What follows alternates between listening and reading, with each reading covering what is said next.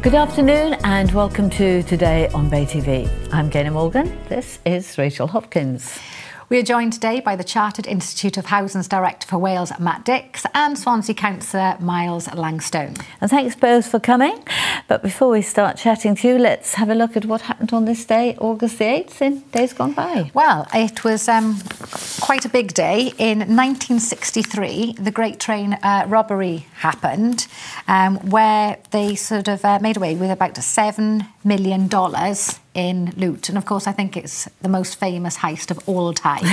And even made its way onto the big screens. Buster, of course, was based on this story. And just thinking whether we think that these sort of, at the end of the day, they were mastermind criminals, should be, being given celebrity status, which of course they have over time. They're all great characters, aren't they? Yeah, I mean, it's obviously it's just for enjoyment and entertainment purposes.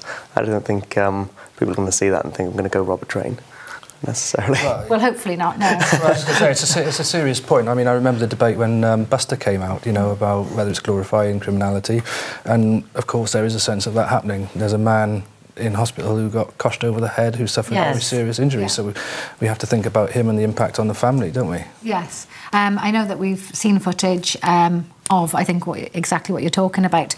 And, of course, Ronnie Biggs did escape from prison after just 15 months, but then did come back and serve the last of his time. Well, that was all a bit sad, though, wasn't it? Because he was very old, and I don't think he was expecting to go back to prison. We'll see. I don't know. There's something about the charisma of some of the characters, wasn't it? And I remember people. I remember it. I remember people say. I'm sure it doesn't make any difference, but people were saying at the time, "Oh, it's only used notes. They're only going to be burned anyway." But of course, it isn't true, is it? Because once they're back in circulation, but I think it was something to do with the character of the robbers, wasn't it? I think they were seen as old-fashioned criminals that came salt of the earth and looked after their own, that similar to the Craig twins. I don't think they were ever planning to give the money back to the poor, though, were they? So I'm not sure they're quite Robin Hood characters. I mean, it's freedom of speech at the end of the day. Perhaps we can see a little bit and judge for ourselves. There, in front of the robbers, are mailbags stuffed full of banknotes. 10-shilling notes, £1 notes, fivers. They have hit the jackpot. That's when I found the first bag. What I saw was the first bag of, well, lots of bags in a cage. And I pulled one out and I cut it open, and I could see there was cash, and that was it. That was the prize. So that was Douglas Goody that was seen as the mastermind behind the whole thing, because it must have taken some planning to execute the whole situation.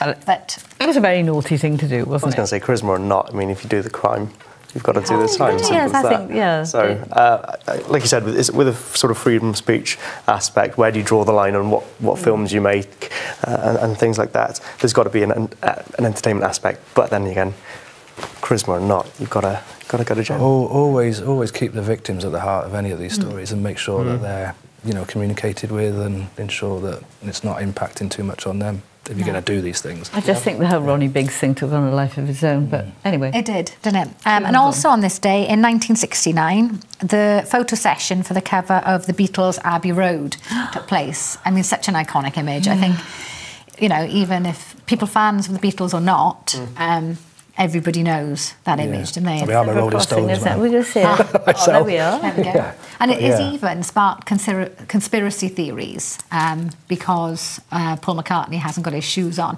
Ridiculous conspiracy theories, really. Well, how's that a conspiracy theory? Well, the story goes that apparently they said because of that, the original Paul McCartney was no longer with them, and the Paul McCartney that we know and love these days was a replacement, which is ridiculous because if you look back at because he didn't have his shoes on. Yeah, I know. As I said, they were ridiculous conspiracy theories, but I think it was so iconic, it just sort of got people studying it, and rather it just becoming an album. It was, people just discussed it. One for Sculder. And needed something to say about it, perhaps. Fans of the Beatles? Yes. Yeah, I love the Beatles. Yeah. I know. And also on this day, born this day in 1937, Dustin Hoffman.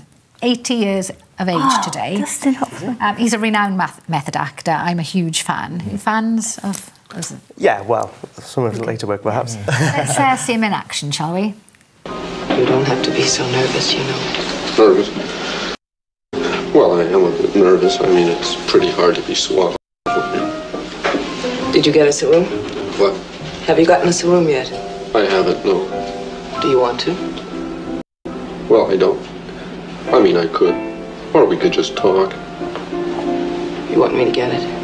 You? Oh, no, I'll get it. Do you want to get it now? Now? Yes. Well, I don't know. Why don't you get it? Why don't I get it?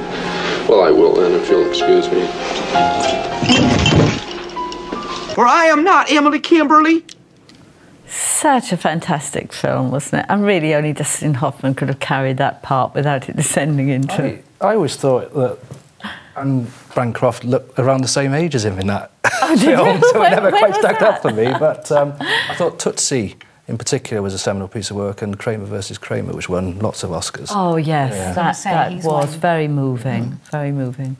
That's a long time ago. That's about 35 years ago, I think. Yeah. Yeah, very, very... I mean, he's still working. Recently he did the Kung Fu Panda Awards, but I think the film Mrs. Robinson has created so many debates over the years, and I think these days, even if you've got an older woman with a younger man, she might be called a Mrs. Robinson. You know, I'm sure prior to that film it was something completely different. I think they're called cougars these days, aren't they? Are they? Yeah, I think What, the men? If they're young? The females, if they're, or women, if they're with their younger men, Oh, they're I called see. cougars. I don't know. I've never why. had the privilege. But a great actor anyway. And when he was younger, he shared a flat with Gene Hackman, you know, before they were famous. Yeah. And when they were sort of relaxing, and that they used to go and play the drums, so very musically inspired as well. But, you know, two amazing actors, they obviously were sort of on that path and probably still remain friends. And Dustin Hoffman was named after another Dustman who was a silent movie actor. So it was almost like he was destined to go into this, wasn't it? Some people are, aren't they? They seem to... Yeah. And he's well worthy of all those Oscars, isn't he? But also on this day, we've got another birthday, 1981, Roger Federer. He's 36 years of age today, one of our all-time greats in Wimbledon. I think he holds the record for how many Grand Slams he's won, 8 of them being Wimbledon. And we can look at him in action and see why he's got all these awards.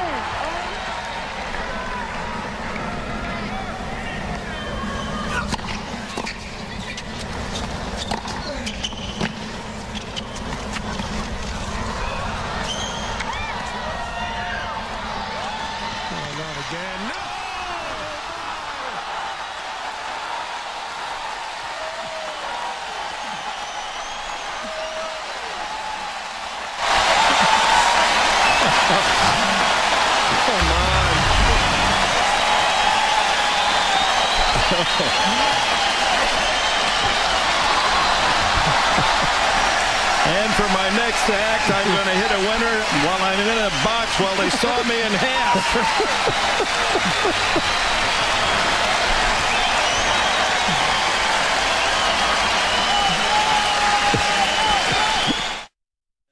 Nothing to lose, I guess. But I mean, do you ever practice that? I do. We do a lot, actually, but they never work. The confidence that kind of talent brings, isn't it? That is... I'm really glad you showed that clip in particular, because even people who are not massive tennis fans will normally remember that shot, which was just incredible and just summed up the brilliance of the man and what he means to tennis. He's just... You sound like a huge fan. Well, I'm not a huge tennis fan, actually, but... The brilliance of that move. The brilliance of that move and the brilliance of that player. And I think he's a machine, isn't he? He just makes it look so easy. Around what he's done for tennis. It made it look easy. It's just... My mother's a huge tennis fan, especially Wimbledon, and she makes a point, you know, if he was ever playing, then he couldn't ring or anything, because she just enjoyed watching the pure skill of him. And of course, when he started coming into tennis, well, not into tennis, but into the Grand Slams, he sort of took over Pete Sampras, another great name. You know, as his career was dwindling, then Roger Federer sort of came through. But yeah, a great career. Artists, really, aren't they? Well, I'm like any great tennis fan. You know, I'm good until I have to serve. basically. So you can obviously do that. When I play tennis, I can do temper tantrums like McEnroe because I don't know, but that's about it. You know, that's about it. You're supposed to leave that behind when you're 2-year-old. You're meant to. I don't play a lot of tennis for that reason. You know. Anyway, thanks both Matt and Myles. Next up, we'll be taking a look at the papers, so we'll look forward to that. See you after the break. Look forward to seeing you then.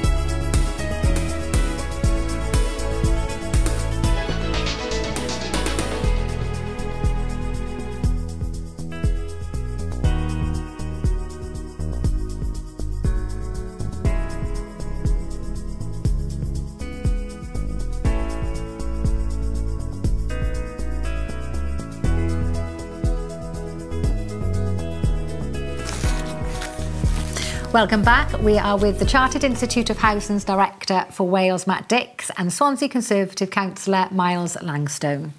And we're going to have a good run through the papers, I think. What have you picked up for us, Rachel? We have. Well, headlining on the Times today, we've got Tesco to stop selling disposable plastic bags. And looking at it, it appears they may be doing it more for profit gain rather than ecological issues, because, of course, if we can't buy the 5p bags, we'd have to buy the more expensive bags for life.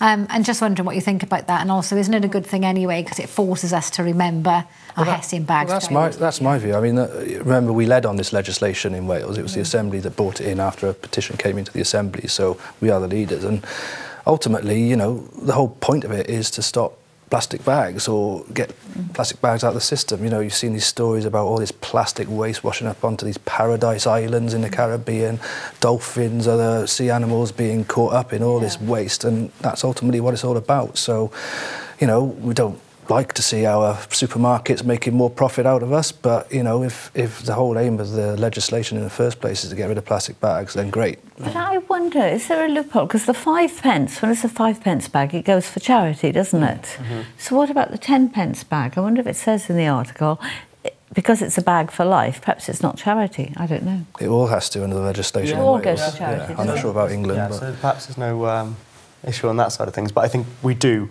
have a sort of responsibility now to get our plastic consumption under control. Yeah. I think that's quite clear. We've got, like you said, these issues across the world now, and if we've got supermarket chains and things like that trying to take a bit of responsibility and push that forward, yeah, you're going to have complaints or perhaps a bit of scepticism about profits. But if they're pushing in the right direction, we're actually using less plastics and going to a more responsible approach. Surely it's a good thing. But it could be quite easy, surely. I do forget sometimes my bag. I do. And I always feel really dreadful, especially as my daughters always tell me about all the consequences for marine life and what have you. But is it that difficult for the supermarkets to put up cheap Hessian sacks or the like? Not really, I wouldn't have thought. Perhaps you need to lobby Tesco. I don't know, I suppose it's more difficult for people my age, I suppose, who've been brought up where you just go into a supermarket and you get a plastic bag.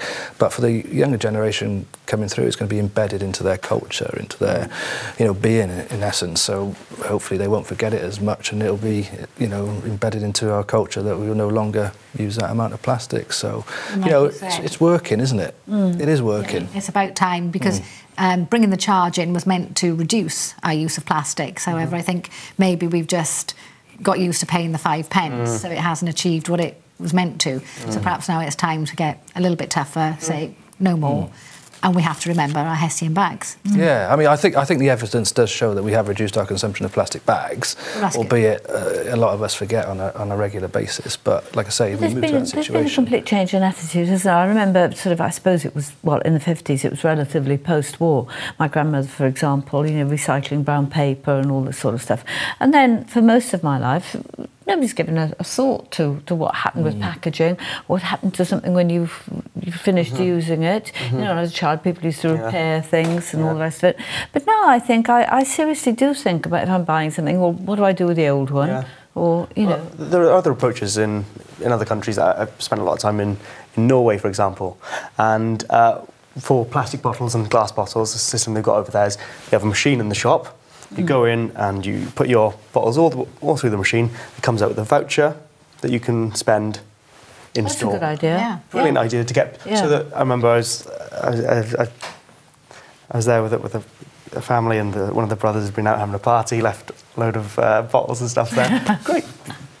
Picked them all up, put them to the shop. They went towards the booze for the night coming. It reminds me of when I was little and the pot man used to come round. Yes. And when we used to give the glass bottles back, we'd have money off our next. But that's the point. It's things like that which do work in other places, because that is quite successful over there, that encourage people to recycle, and it gets you into that mindset and gets you into that sort of pattern of behaviour, and then it becomes a second nature to That's what it's all about. But it's a bigger issue than plastic bags, and it's about how we consume and how much we consume and what we consume in terms of reducing the carbon footprint and whatever, you know. But more than anything else, an ongoing issue. Yeah, and you need America on board, don't we? And obviously we haven't got that in terms of the environment. There are fashions as well, aren't there? Because they're saying now that these big incinerators aren't environmentally friendly anymore.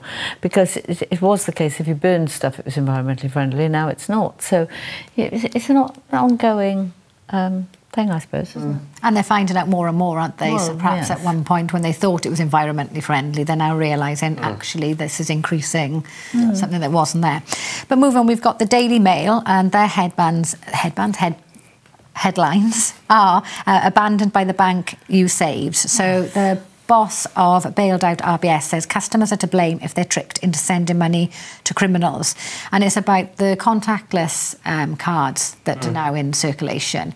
If they're in your pocket, some people have got a device where they can take money from your account by standing near you, perhaps on a busy train or in a cafe, and take money from your account. And that's our fault. Well, what they've done up until now is they have reimbursed it because they're aware of the issue, but they're saying ongoing, they may not stand by that, and we're to take responsibility.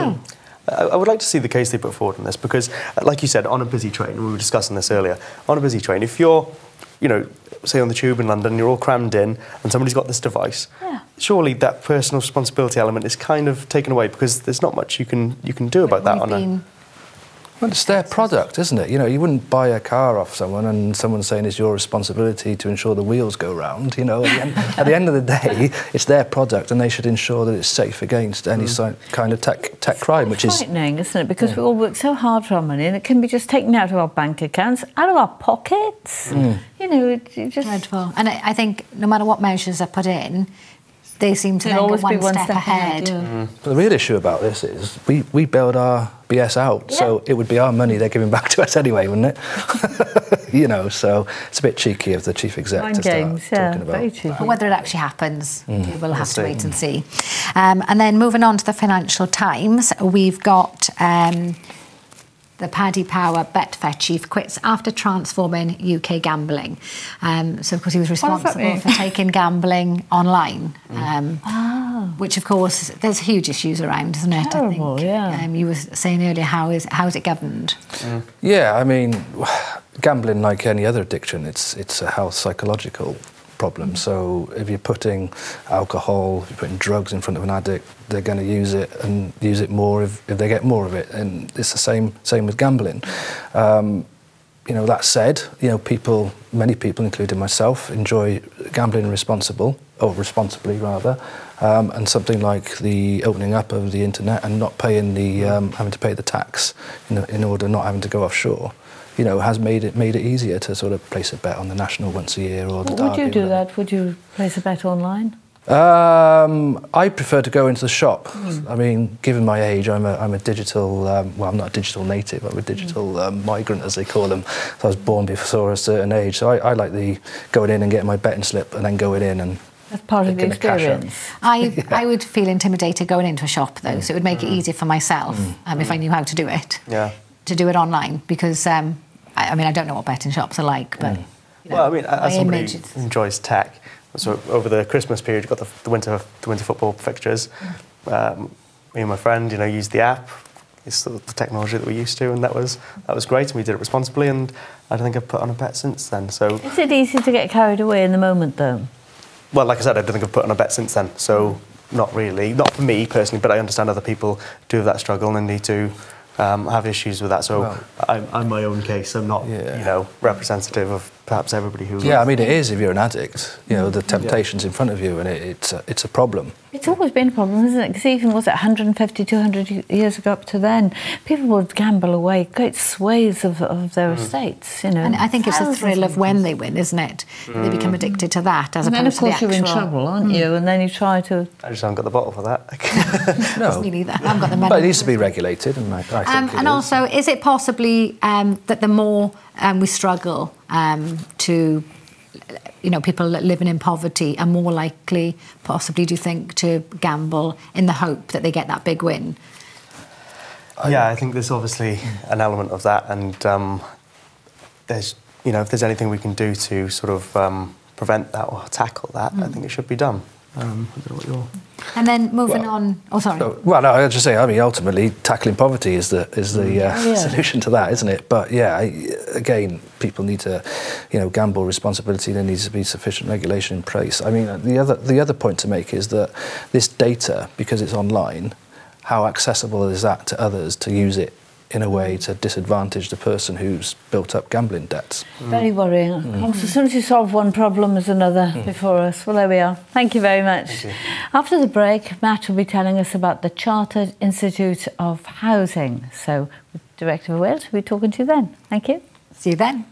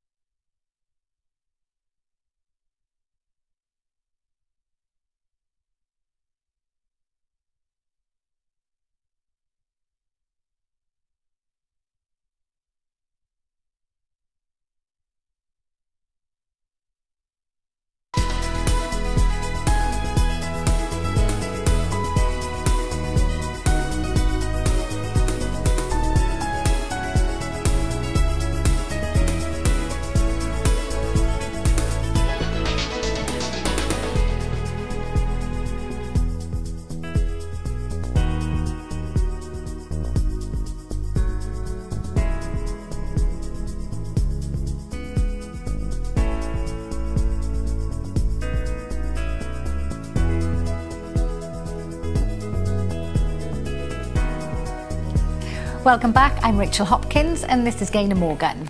And we have with us the Chartered Institute of Housing's Director for Wales, Matt Dix. Matt, tell us about the Chartered Institute of Housing. We've all heard the name, but what is it? What does it do?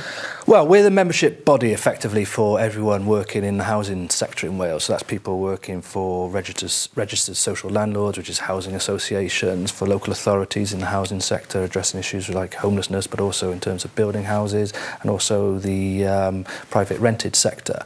So everyone in the housing sector can join us. Ostensibly at our core, we're an education charity. We provide the industry standard in terms of qualification for people in the profession, and that can range from rent collectors, housing officers, also people going in to fix boilers, etc. So a wide range of people in the profession. But also we're a sort of lobbying organisation. Our members expect us to go out and try and force our sort of view of what needs to be done to solve the housing crisis, because that's where we are. We're at a housing crisis in this country in terms of the lack of affordable housing for people across the country. The whole subject in itself, isn't it? I think we can actually see for ourselves a little clip of exactly what you do, as you've explained.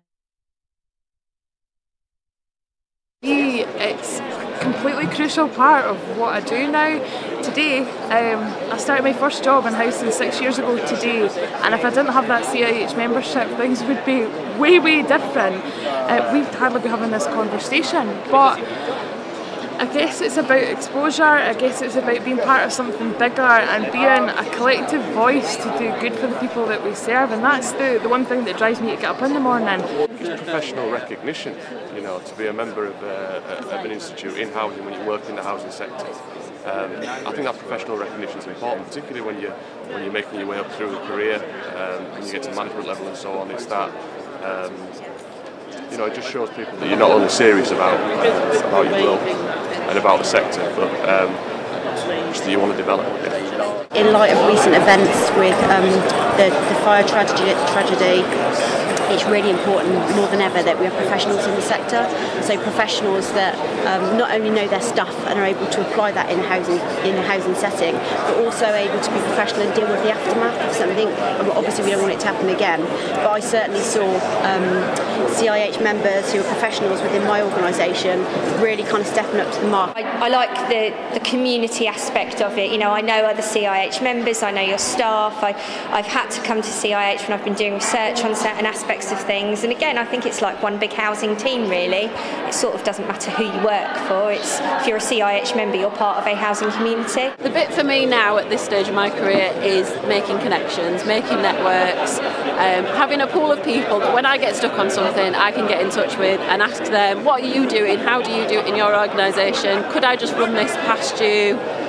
Like I say, sometimes I think it's really about who you know rather than what you know, and we're lucky in housing that it's not a competitive industry. People are really willing to share, people are willing to open their door to you. You can go and shadow, spend time with different people, get some mentoring formally or informally. So it's about being part of the CIH family, if you like, that's the benefit for me. So, I mean, who better to tell you what we do as an organisation than our members, and I hope what came across there is the passion. The passion to deliver on housing. I've only been in the sector 6 months. I have been a member of a housing association board for almost 5 years now, and the one thing that strikes me in this sector is the passion. People get in it because they're committed to delivering social justice. Housing as a human right. It's enshrined in the UN Charter on Human Rights to everyone have a shelter over their heads. Safe, affordable housing should be non-negotiable. Well, we see.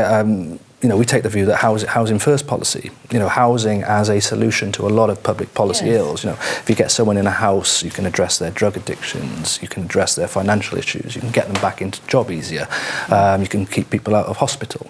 All if you have that, good, affordable social housing, and not only social housing, but affordable housing for people to buy and people to rent in the public sector. We are at a real crisis issue. What do you think has provoked this crisis? Lots of things. I mean,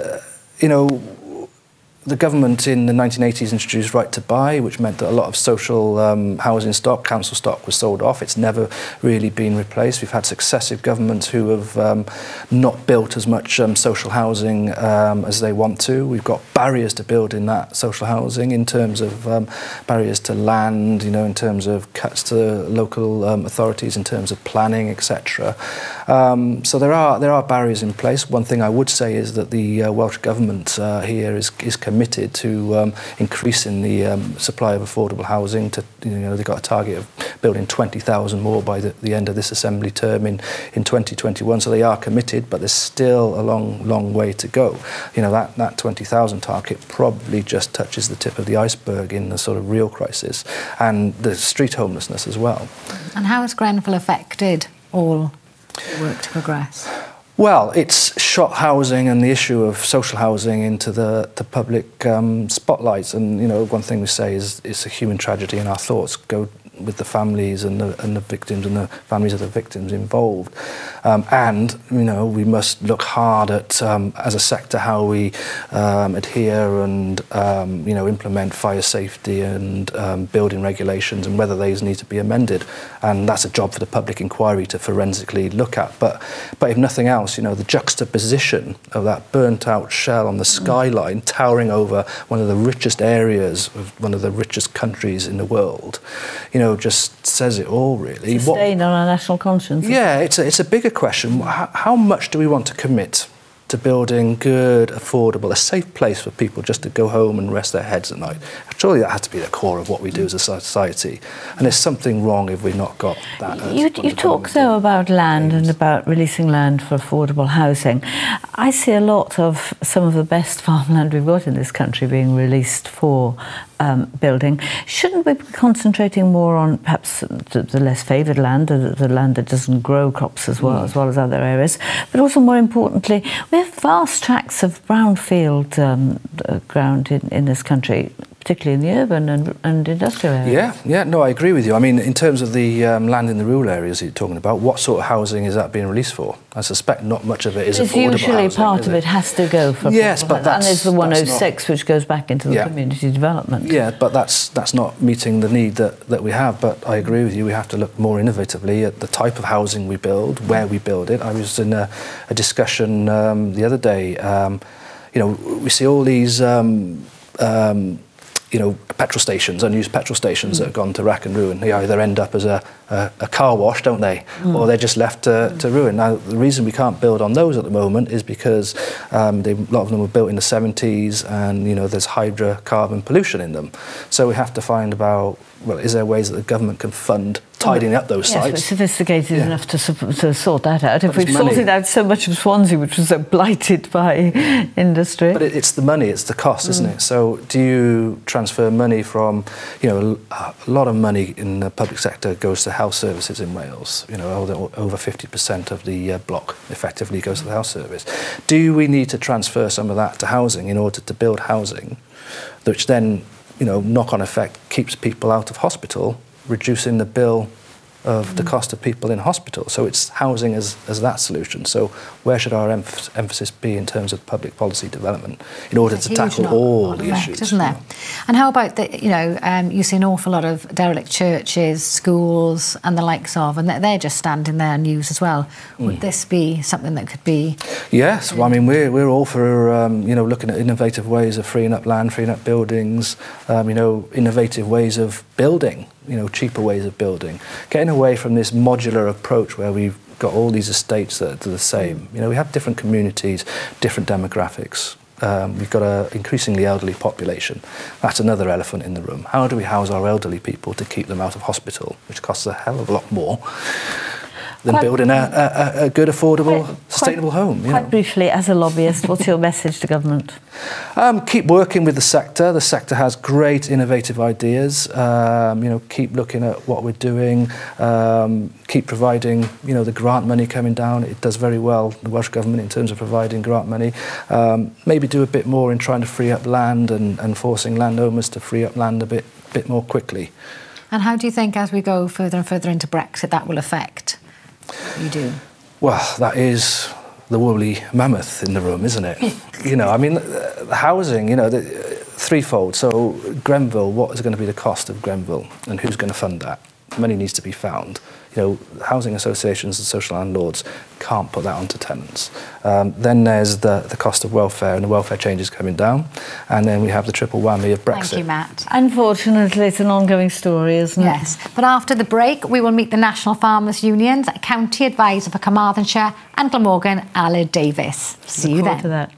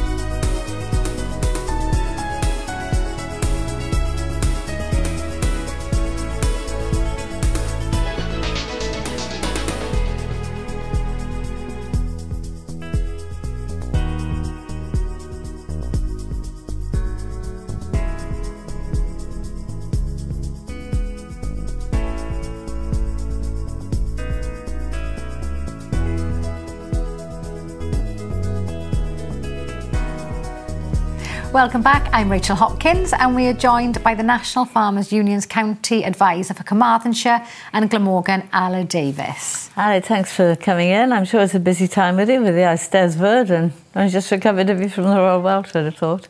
Now, I think we've all been struck by the big bales all over the country with these big sort of posters on them for people in English and Welsh proud to produce. There we go, we can see it on the screen. Welsh farmers proud to produce them. They're lovely. What's behind that? Well, I think it was a chance for us to sort of show that Welsh farmers are proud of what they produce in terms of food production, environmental, the landscape, everything that comes along with farming. So it was a chance to get our members as well to help us, in showcasing that, and such things as the Royal Welsh and the National Eisteddfod. We thought it would be a good time to sort of promote it at that time where people are heading from different corners of Wales to other locations of Wales. Isn't it a given that you'd be proud of what you do? Is it a given? Yeah. I think so, but again, I think it's just, I think, to reiterate that point that we are proud to produce, not only just, we're not only just proud to produce food, but we're proud to produce the environmental benefits that come along with farming, the landscape and everything else that brings along with farming.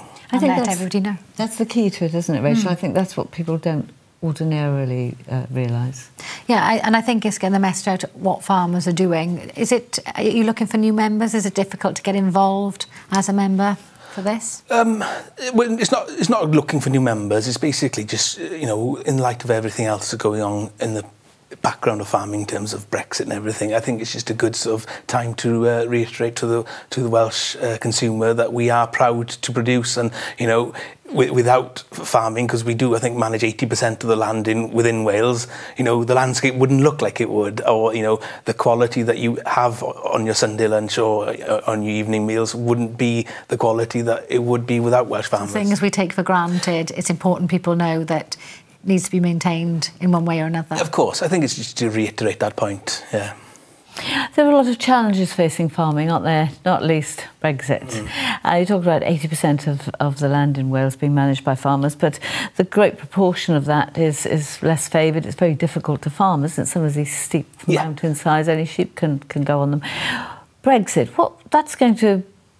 Well, will upland farmers survive after Brexit? Well, obviously, our part of my job and part of the union job is to ensure that they do survive, obviously. Obviously, with Brexit, it does provide challenges, but obviously opportunities as well. So obviously, we've got to ensure that those opportunities are, the Welsh farmers take advantage of those opportunities. So what are the opportunities? Things such as procurement, etc. New markets. Obviously, there'll be new markets we can access, etc. So it's important that we do put Welsh farming in that position that they can actually access those new markets and new sectors with their products. The blow is being cushioned, isn't it, because of the value of the pound.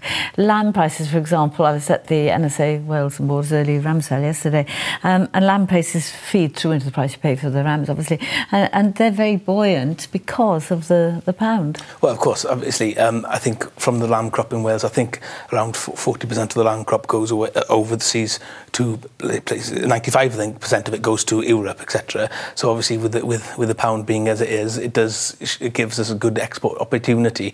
But what we're keen on establishing, there won't be a cliff edge when Brexit will come in. We're striving to ensure that market will still be in place, so we can take advantage of things such as the strength of the pound. So forward thinking and making the most of Brexit to ensure the future of farming. Yeah, of course, it's paramount. Obviously, at the moment, prices are okay, but then obviously we need to make sure that they're improved, and also that they're there for the long term as well. Of course, we've got an ageing population in farming. You're saying that you farm yourself in Ystrad Iron, but you'd be quite a young farmer by today's standards in farming.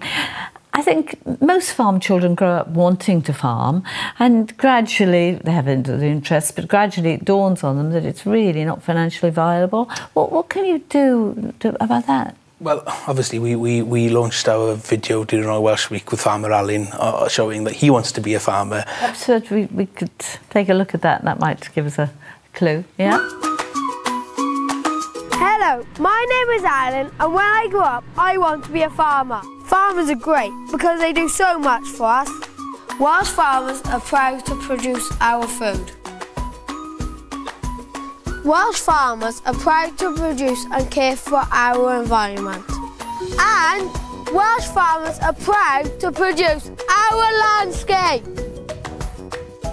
And there's no doubt it's a lot of hard work. And there's a lot of long hours. They do so much that we take for granted. That's why we're telling people to shout it from the hilltop. And tell your politicians too that we should all back Welsh farming.